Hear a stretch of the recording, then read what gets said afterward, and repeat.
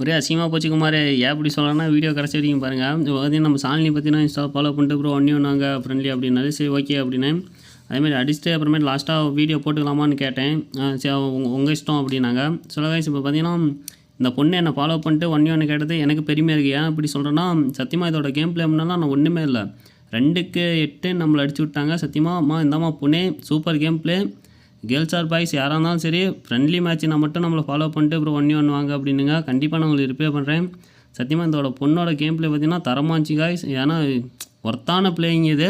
இது வந்து என்னோட ப்ளே பண்ணதுக்கு நான் தான் பெருமையாக நினைக்கிறோம். நம்ம பொண்ணே தேங்க்ஸ்மா. ஜெயிக்கவே முடியாதுன்னு தெரிஞ்சும் திரும்ப திரும்ப நீ முயற்சி பண்ணிட்டு இருக்க. நிச்சயமா நீ ஒரு முட்டாள் தான். அப்படியா? முட்டாளுங்க இப்படிதான் செயல்படுவாங்கன்னா உலகத்திலேயே நான் தான் பெரிய முட்டாள். போராடி தோக்குறவனுக்கு முட்டாள் தான் பேர்னா எனக்கு சந்தோஷம். என் முயற்சியை கைவிட மாட்டேன்.